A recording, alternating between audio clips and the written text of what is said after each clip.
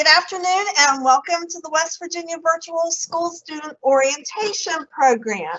This orientation today is for students who are going to be taking virtual classes through the West Virginia Virtual School Program. So if you're not taking classes through our specific program, then you need to probably check with your school to see if this is an orientation that you do need to attend or what, but they've probably sent you this way because you are going to be doing the West Virginia Virtual School Program. There's a few things that I want to hit on this little PowerPoint. I'm not going to show all of it, but a few things that are really important because we want to talk about, no matter what program you are in, the importance of some of the things involved in being a virtual student. And some of that is having reliable internet service. So you're going to need reliable internet service so you can get online and do your classwork. You have to really have good time management skills. You can't wait until 2 weeks before the semester's over and start just dumping all your work in the inbox or submitting it. You need to keep at a good pace, and you can make a pacing guide. And in the art classes, that's one of the very first assignments, is to make a pacing guide so that you're always on track. Then you need to be self-motivated, because there's not going to be a teacher right there in your face saying, okay, it's time to do your math. Okay, it's time to do your English. You have to get up every day. It's best if you get into some kind of a normal routine so that you get up at 7:30 in the morning, maybe start your math at 8 or something like that. Sometimes it's not until afternoon you can start, and then you work into the evenings. So work with your family and your teachers, everything, develop a schedule that works for you so that you perform best and you don't get behind.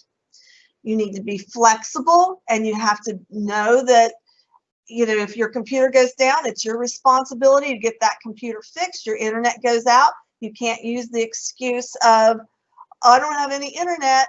So, because you need to go to the library, or a lot of the schools have hot spots on the outside, and you even can sit in the parking lot at the schools, or some of the fast food restaurants.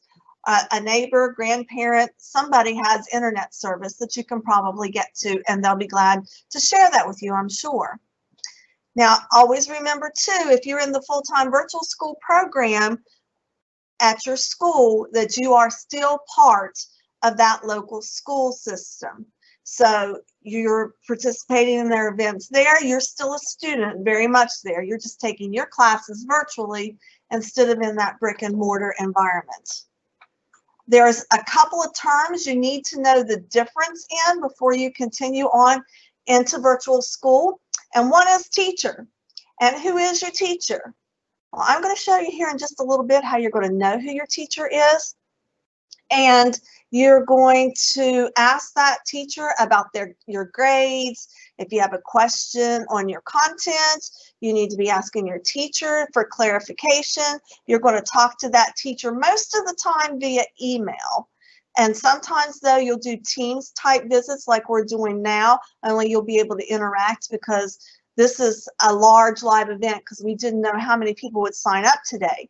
But just working with your teacher would be a smaller meeting where you can have your camera on, they can have their camera on, and you can have a conversation just like you do with your brick and mortar school teachers. But they are the one that you go to for that content and for those grades and different things like that. But then you'll be assigned a facilitator by your local school. That facilitator is somebody that might be a counselor, might be a teacher.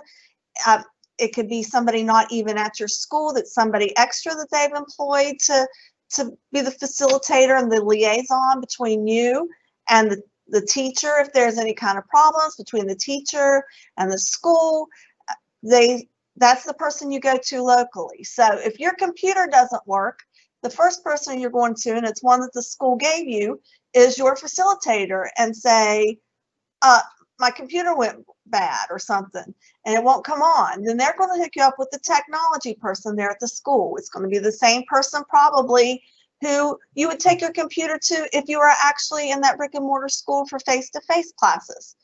There will be, if you have counseling issues with your schedule, that's something that you need to get in touch with your facilitator about.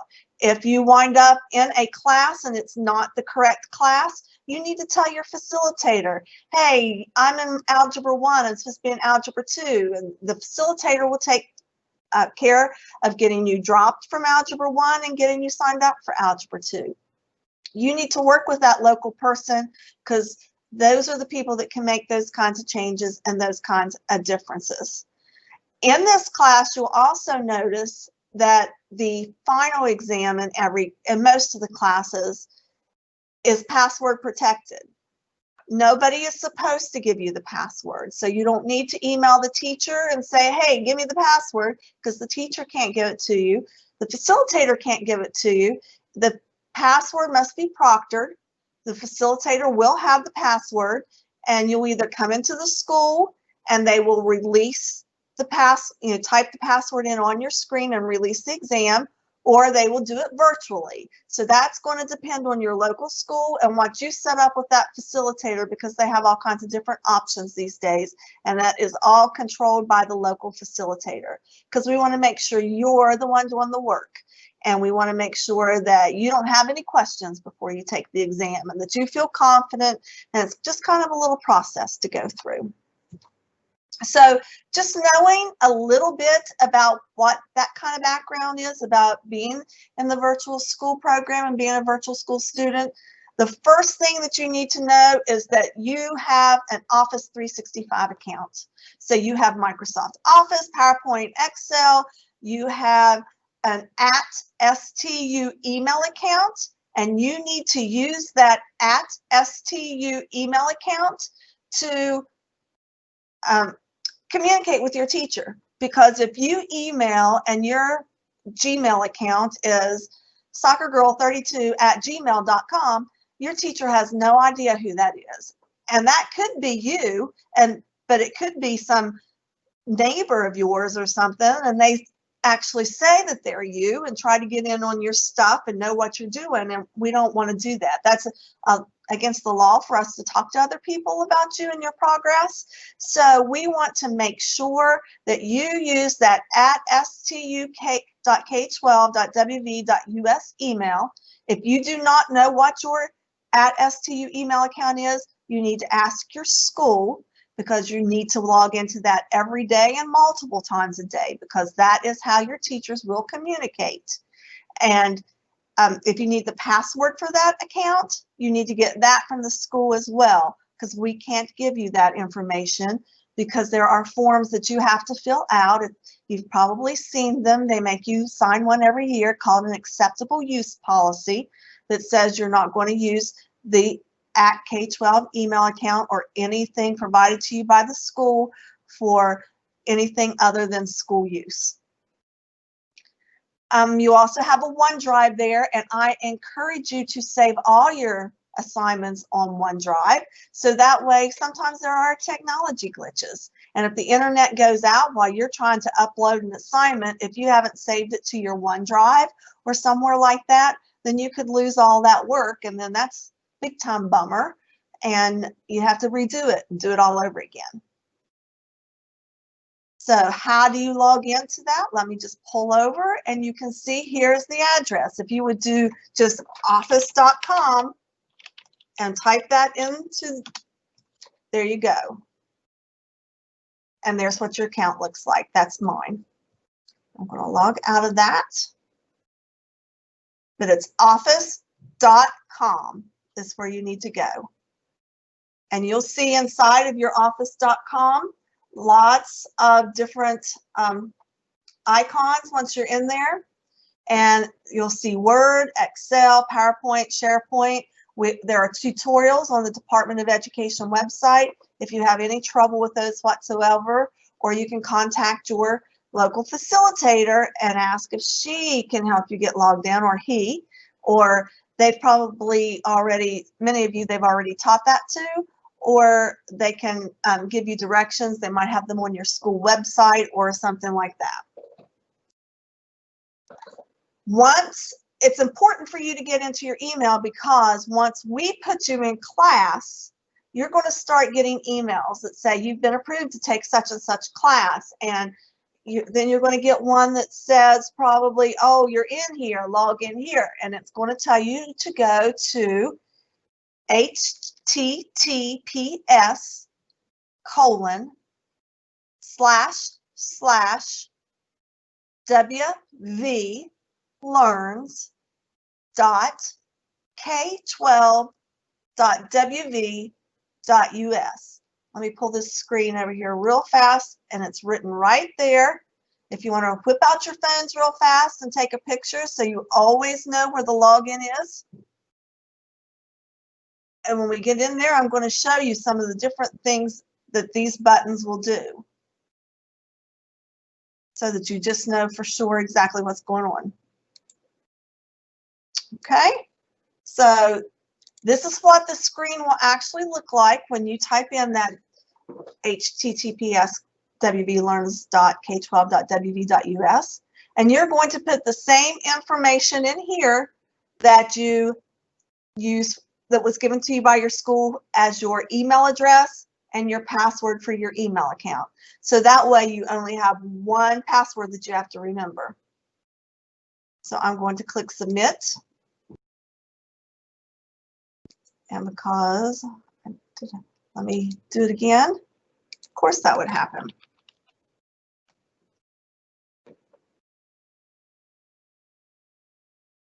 And I'm in the platform. Each one of these is a class. You will see the ones that you are assigned to in class. You can access them right here on the front. Make sure that 2020-2021, that you're in that school year, in case you've taken classes before. Or you can use this waffle to search for your class as well. I'm going to search for a class that we call a training class and bring it up and show you. It's an elementary class. When I get into the class, I'm going to see this platform, and it's going to look different from classroom to classroom. Just as a side note, that's not my picture. I was just teaching people how to upload their pictures in here, some of the teachers. So this is your navigation bar. This is going to take you from place to place in the classroom. So when you come in, the first thing you will do, first of all, you've already checked your email for the day to see if anybody's emailed back and forth. When you come into this class, you're going to read any kind of news announcements. This is how the teacher will also communicate with the whole entire class. They will add news announcements, and they'll put important information right here.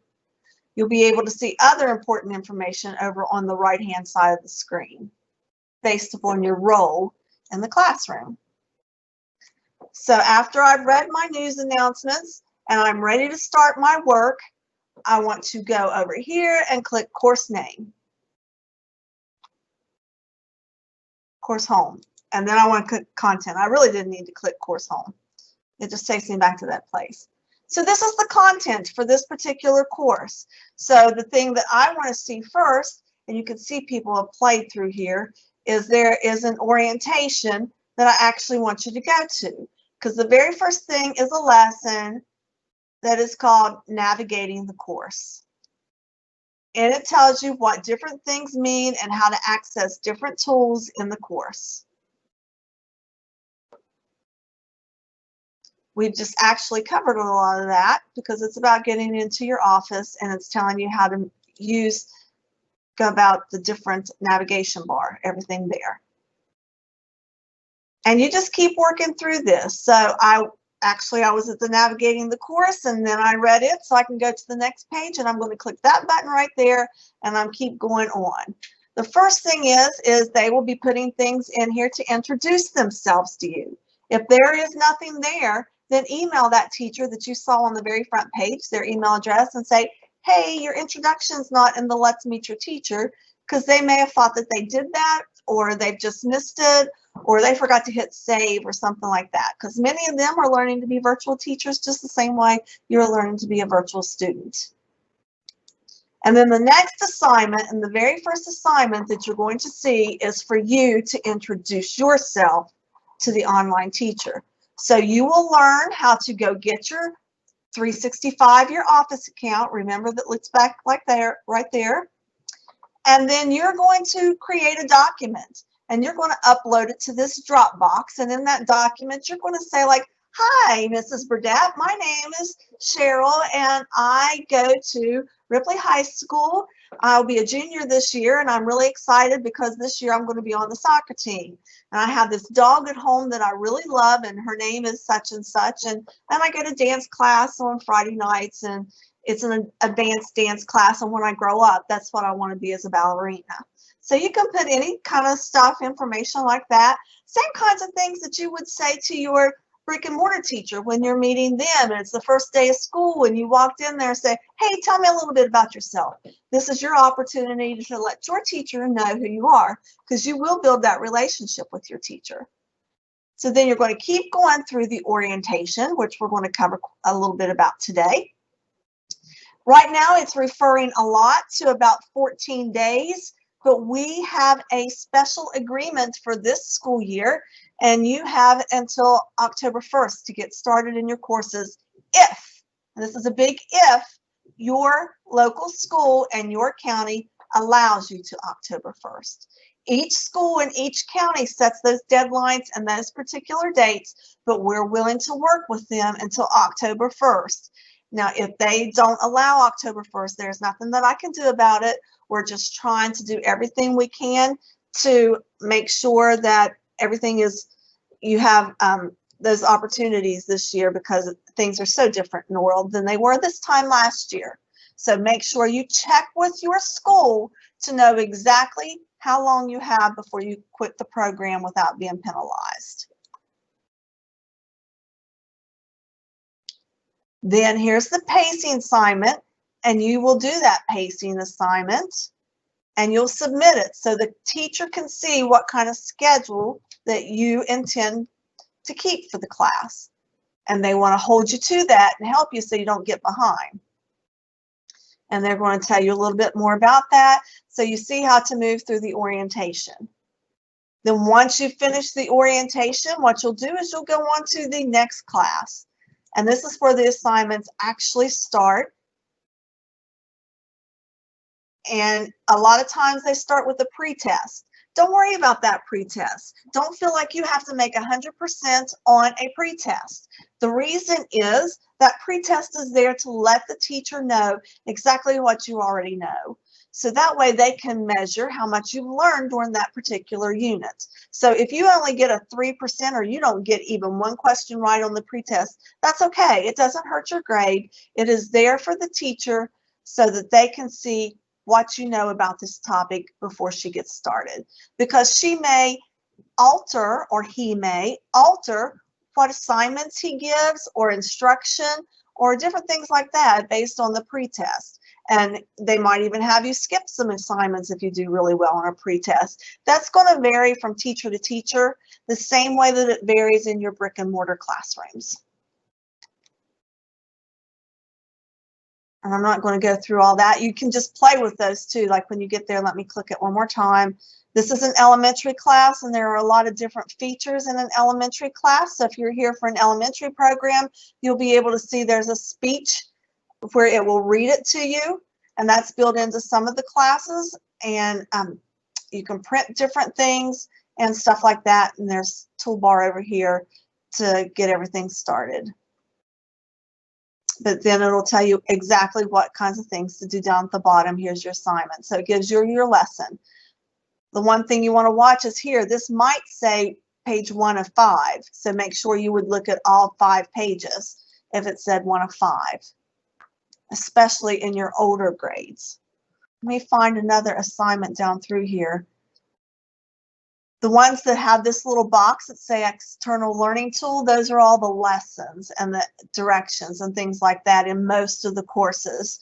And then this one will say that's a quiz, and then sometimes you'll see where it says it's a Dropbox, which means you're going to probably do a Word document or a PowerPoint or take pictures of something and upload it. Or you might even be, there's an audio recording, so you might actually be recording yourself speak and move it up like that. Okay, so then you would just, after you do this module, you just go on to the next module and you do that one. And then after you finish this one, then you would go to the next one. And it will have all those. You'll do the quizzes along the way. You'll be able to click on them and just be able to take them or do that Dropbox assignment. However, you can find them up here in the assignments. If you want to see all of your quizzes at one time, you want to access it from here, you would click quiz, and then you can see all the quizzes that are in the program. Over here is your grades. Now mine looks a little different because I'm not a student in the class. If you are a student in the class, it's just going to list them all right there. And I'm going to go over here to my class list. And we have a fake student in the class. And I'm going to find that fake student in the midst of all these teachers and be her. But this is how you know who your facilitator is. Somebody asked that earlier, and you'll be able to see by this role who's the teacher, who are other kids from your school that are in the class, and who the facilitator is that you need to get in contact with.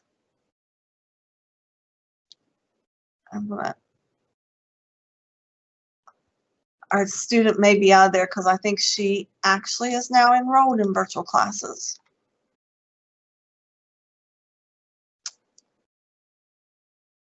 Yes. So, but if you click grades, it's going to give you feedback and different things like that from your teacher. But otherwise, sometimes your teachers will give more detailed feedback. So you'll want to go over to a quiz that you have taken. And when that happens, you would be clicking on the quiz, and then there would be a way for you to actually see what was submitted and actually look at the test that you turned in. And the teacher might mark on it the same way in a brick and mortar classroom that they mark on them. But it's under My Tools is where you'll find your class list, where you'll be able to see exactly who is your facilitator and the other people in your class. So that's pretty much it. It's not hard. It's not difficult. You'll get the hang of it. It takes a little while, so don't give up the first week to when you log into your classes, because it just takes a little bit of time to adjust to being an online student. So, are there questions? Since I can't see the questions. Hi, Gloria, this is Mark. We have over 70 questions waiting, and we've published over 56 questions. Can you basically go over what is the process for a student? How would they find their classes, their assignments? How do they know? Is there a syllabus? So what's the process like from a student's eyes? Okay, the first thing they do is go to the, pull it up here again, office.com. That's the first place to start every time is office.com. Go check your email. Email is in Outlook. So when you log in, you'll look for the Outlook icon, click it, and you'll start reading your emails, and it will give you lots of information. You'll see them in there that says you've been approved. It'll probably come, I think it says West Virginia Learns Administrator. It's an automated email that comes whenever you're put in class. And it will say, log in here. So you click that button, and it will take you to the West Virginia Learns platform, where you will log in with your student email address and your student password for that email address. And then when you come in here, you will once again, you'll read the news items and anything the teacher wants to tell you. If they don't have anything to tell you, you will go to the content and you will start picking up where you left off the day before, which will be easy to know because over here I've got check marks. That's because we've all played with this class and used it as a demo. But if you have not been in it, it's a fresh class, there are going to be little dots here. And then after you go to this page and you look at it, then it becomes a check mark. So it's kind of like a to-do list. Oh, mark that off my to-do list. I did that. Mark that off. And that's how you get started in the class. You just start at the beginning over here on the table of contents and just work your way down. I want to show you, I do want to bring up a high school class so you can see a very important tool that is built into a lot of the core classes. Not every single one of them, because it depends on the course provider. Kind of like if I say the word textbook, maybe it's easier to understand, but and every textbook looks different. Every course provider provides their classes differently too. So if I go and I look for my music class or my English class,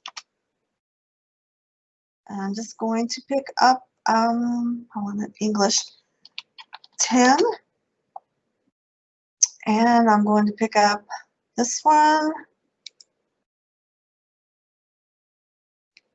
So when I get to this English, if I'm high school, middle school is going to look very similar. And I see my teacher. Oh, I forgot to mention this. Glad I went to high school. If you're a high school student and you're playing sports, you need NCAA approval for this class, then you're going to have to do some Teams visits. Elementary students have to meet with their teacher 1 day a week via Teams.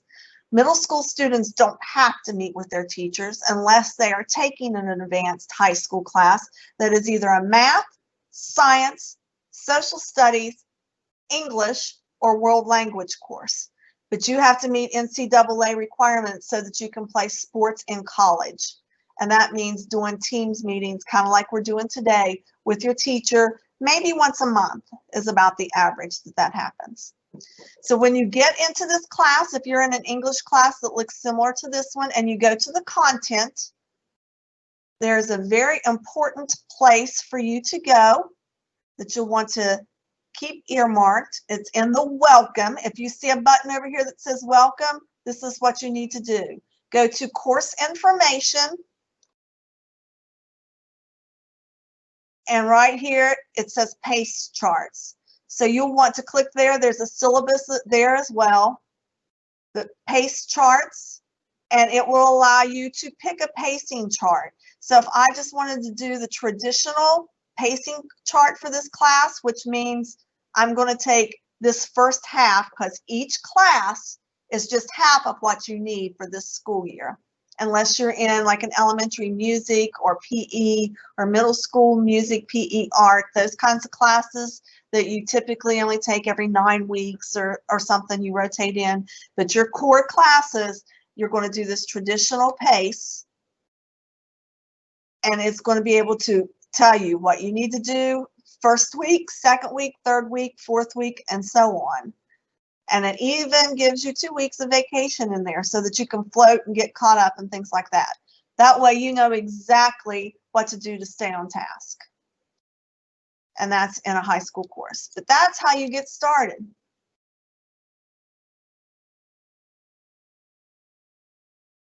Gloria, it's Mark again. We have a number of questions, 2 parts. One, how do you get enrolled in virtual school? And question 2, what is the difference between virtual school and remote learning, please? Oh, that's a hard question. But the first way that you get enrolled in a West Virginia virtual school class is you have to register at your local school as at least a part-time student.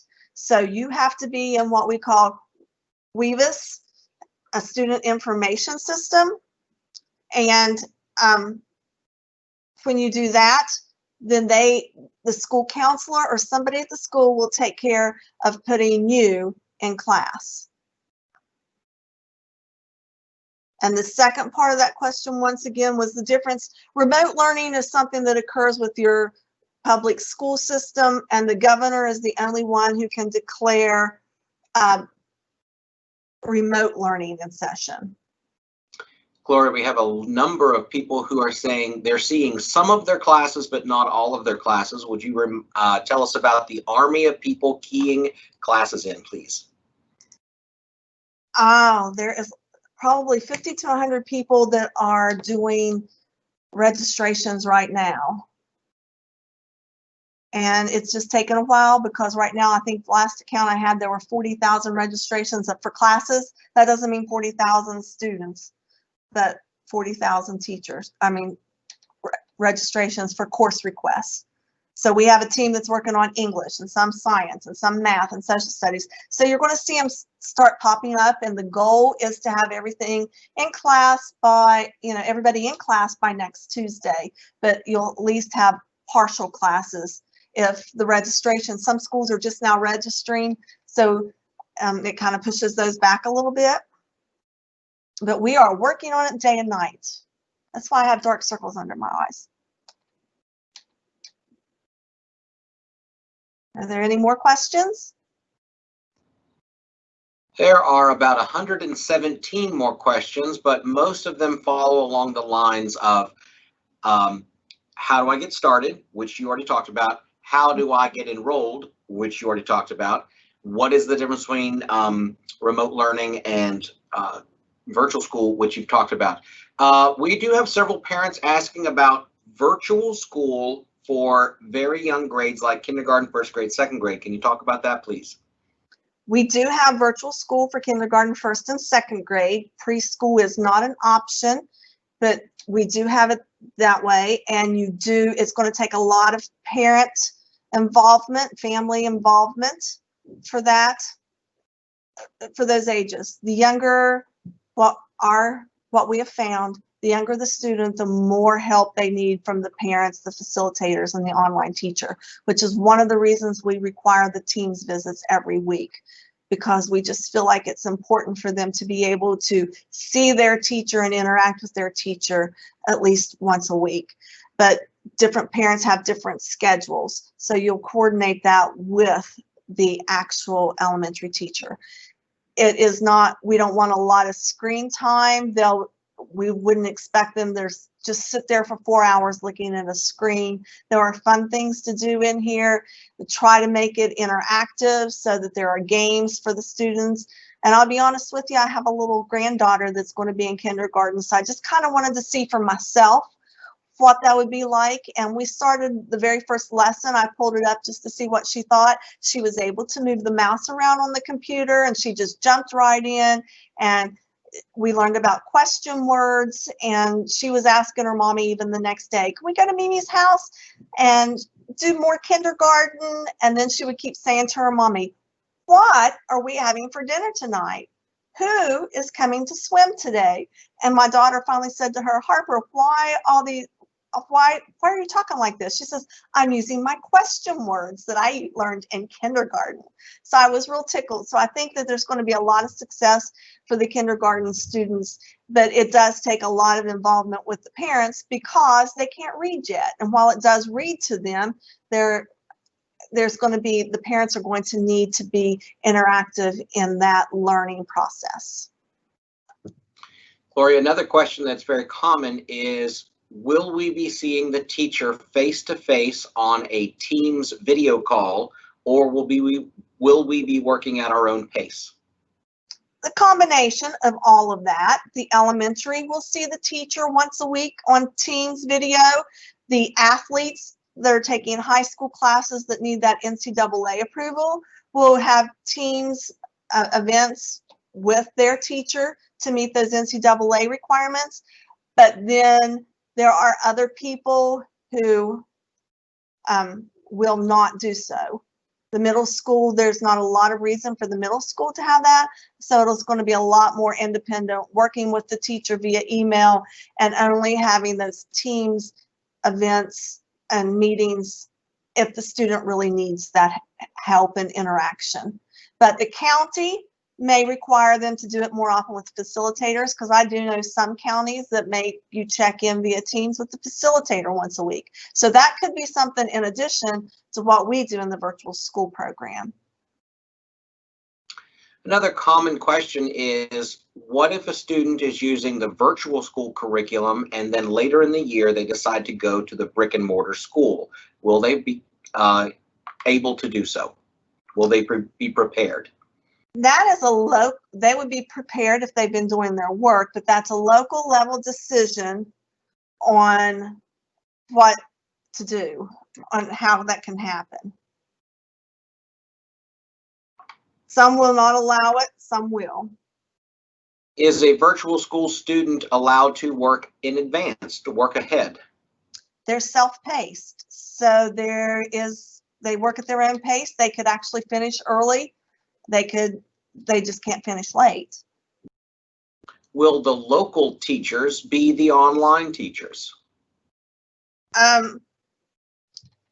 That will vary. There's no guarantee, but we do have, our teachers are from the state of West Virginia, and there are many that are local and teaching their local students, but there are some that are away.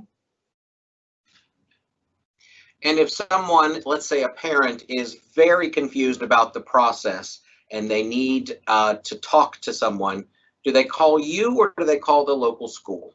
Their local school.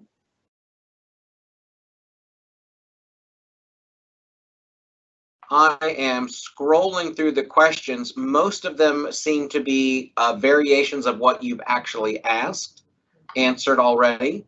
I think the main points would be contact your local school if you're if you have questions. The next big point is we have an army of people keying in information. So if you're not seeing your classes, please be patient, working as fast as we can. Yes, you are able to work at your own pace in most cases. Yes, you will be doing a combination of camera work with your teacher as well as self-paced work. I did see one question. Is there a textbook?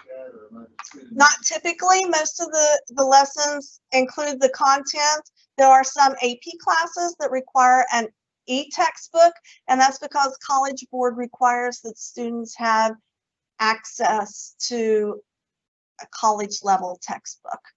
But in some cases that is also built into the class as well. But there's not a like brick and mortar, like open up textbook like that. Gloria, I'm going to attempt to answer this question. You clarify if I get it wrong. A lot of people are asking about, what if I have a doctor's appointment, or what if the internet is down for an hour or two? Because this is self-paced, that problem solves itself. You simply do the work when you're able to do the work, yet you still have some deadlines to meet, as in assignment due dates and testing. Did I do it right? You were perfect. Thank you, because my little voice is getting tired. Very good. To the other producers, Rhonda and Karen, do you see any other questions that we need to answer with Gloria, or did we sort of cover them already? Mark, this is Rhonda. There was one, do they do the orientation before September 8th, or do they just start on September 8th? They can do the orientation before September 8th, and the classes did start opening today, and that's why we started orientations today. So you might want to go ahead and work through the orientations as your class appears and introduce yourself to the teacher, just kind of get used to it. Our teachers have been told, because there is an executive order by the governor that says school will start on September 8th, and that means virtual school as well. And we have told our teachers not to be grading assignments except, you know, meeting the students that reply in an orientation this week, but not to be grading actual content until September 8th, so that we comply with the governor's executive order to not have begin school until then. So this is kind of like, you know, in a brick and mortar school, how they have an orientation week or school visit week, and people are dropping by the school and just taking a look or something like that. That's kind of what this week is in virtual school too. Gloria, oh, sorry. I have been trying to answer this question several times, but I thought maybe you want to mention it to the group. When they log on to the system and they look, how do they know exactly who their local facilitator is?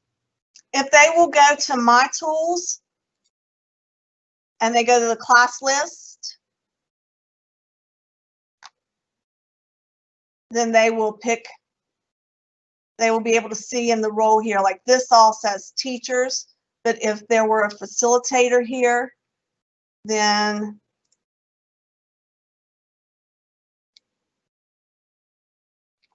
I could see that this gentleman right here is the facilitator. But otherwise, a lot of times they tell them in a county orientation as well, because your county or your school may have another orientation. And if you ever have any questions, you can ask your school counselor, because they might know somebody at your school, but they should be listed in that class list. Gloria, it's Mark again. Let me attempt to answer this question. No, you do not need to attend all 3 orientations. You can attend one. We offered it several times so that you can pick the schedule that fits the best. We are recording this. Gloria, are you going to make this recording available somewhere? Yes, we will. Okay. Do we know where that will be, or that'll be at a later date? We'll figure that That will out. be at a later date, because I wasn't sure we were recording this. I knew we would record one of the 3 because the same will be, it'll be the same thing each time. So, but we usually share it with our county contacts. Very good. Other producers, do you see any other burning questions? Gloria, there's a couple on here about specific technical requirements. Will this work? Will they need Flash, Java, other plugins installed? Will it work on iPads or other iOS devices? It usually works on everything. Everything's supposed to be compatible. We've worked with Kanawha County for several years, and many of the other counties, Jackson, some of them are Apple products, and their devices work just fine. Sometimes it's just like when I'm shopping online and I'm using Safari on my iPad, it doesn't, you might run into something there, but we have run into that same thing when you're using Google Chrome. It might not work, but it does on Firefox. So just those little, just change your browser anytime. I suggest Firefox. It seems to work the best on Firefox. Flash goes away. December, I don't think that browsers will support Flash, so the classes have had Flash removed from them. So we hope we don't have anything left Flash in any of those classes, so you shouldn't have to worry about that. But some of the normal plugins might be required.